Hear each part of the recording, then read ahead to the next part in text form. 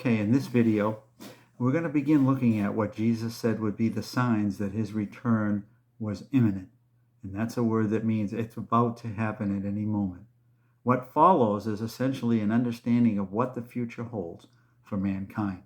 So let's take a look as I read verses 1 through 5 of Matthew 24. Then Jesus went out and departed from the temple, and his disciples came to show him the buildings of the temple. And Jesus said to them, "Do you not see all these things?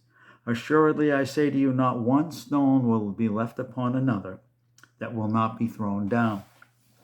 Now, as he sat on the Mount of Olives, the disciples came to him privately, saying, "Tell us, when will these things be?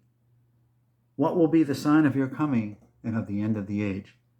And Jesus answered and said to them, "Take heed that no one deceives you, for many will come in my name, saying, 'I am the Christ,' and will deceive many." The disciples here, by the way, are already shook up because of what he said in verse 2, that the temple would soon be destroyed.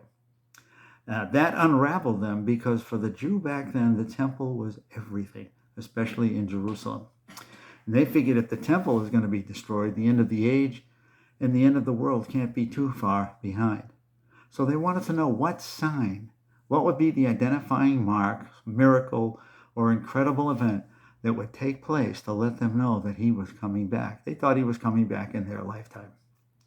Jesus begins his answer, which runs for 94 verses, all the way to the end of Matthew 25. "Take heed that no one deceives you, for many will come in my name, saying, 'I am the Christ,' and will deceive many." The first sign his return is near is not earthquakes, famines, or pestilences. They are coming. There's no doubt about that. But the first sign of his return would be a vast worldwide spiritual deception, with the landscape being filled with false Christs, false prophets, and false teachers, all with the goal of declaring and deceiving people and leading them away from the true God of the Bible. Deceive means to be led away by doctrinal error from the truth of the Bible. And this should come as no surprise to us. Paul said this in 1 Timothy chapter 4, verse 1. "Now the Spirit expressly says that in latter times some will depart from the faith, giving heed to deceiving spirits and doctrines of demons."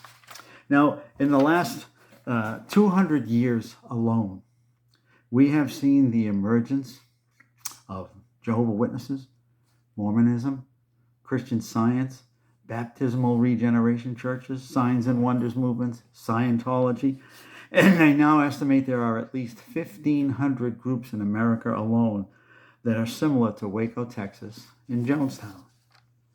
This also includes these false teachers, such men as Jim Jones, David Koresh, the Reverend Moon, all who claim to be the Christ, the prophet, and that they had come to do the work of Jesus Christ.